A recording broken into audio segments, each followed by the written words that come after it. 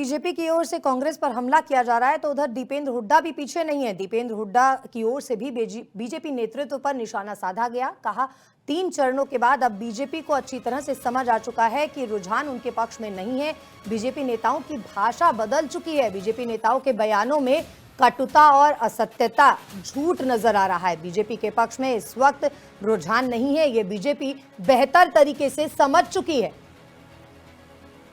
भाजपा के शीर्ष नेताओं की भाषा में प्रथम, द्वितीय और तृतीय चरण के मतदान के बाद जो कटुता और असत्य दिखाई दे रहा है, कहीं ना कहीं ऐसा दिखाई देता है कि शायद जो मतदान का रुझान चल रहा है देश में, वो उनके आशा के हिसाब से नहीं चल रहा। उसमें उनके बातें कुछ निराशा लगी होगी, तभी उनकी भाषा में इतनी कटुता और असत्य दिखाई दे रहा है।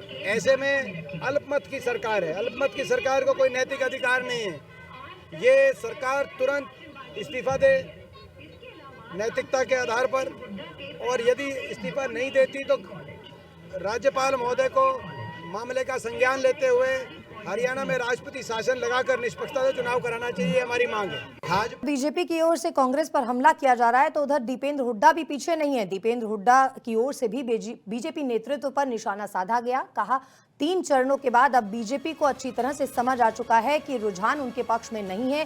बीजेपी नेताओं की भाषा बदल चुकी है। बीजेपी नेताओं के बयानों में कटुता और असत्यता, झूठ नजर आ रहा है। बीजेपी के पक्ष में इस वक्त रुझान नहीं है। ये बीजेपी बेहतर तरीके से समझ चुकी है।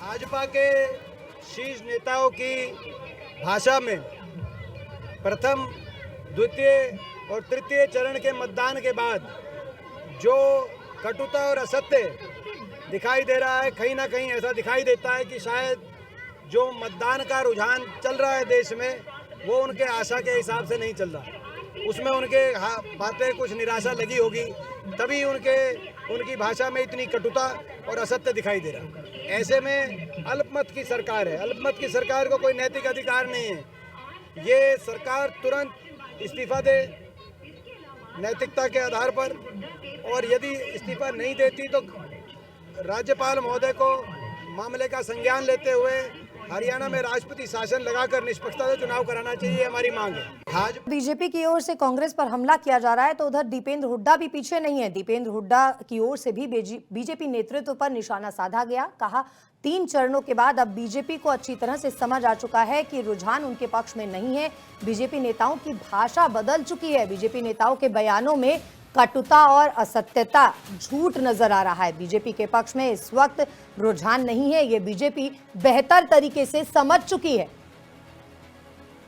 भाजपा के शीर्ष नेताओं की भाषा में प्रथम, द्वितीय और तृतीय चरण के मतदान के बाद जो कटुता और असत्य दिखाई दे रहा है, कहीं ना कहीं ऐसा दिखाई देता है कि शायद जो मतदान का रुझान चल रहा है देश में, वो उनके आशा के हिसाब से नहीं चल रहा। उसमें उनके बातें कुछ निराशा लगी होगी, तभी उनकी भाषा में इतनी कटुता और असत्य दिखाई दे रहा है। ऐसे में अल्पमत की सरकार है। अल्पमत की सरकार को कोई नैतिक अधिकार नहीं है। ये सरकार तुरंत इस्तीफा दे नैतिकता के आधार पर, और यदि इस्तीफा नहीं देती तो राज्यपाल महोदय को मामले का संज्ञान लेते हुए हरियाणा में राष्ट्रपति शासन लगाकर निष्पक्षता से चुनाव कराना चाहिए, हमारी मांग है।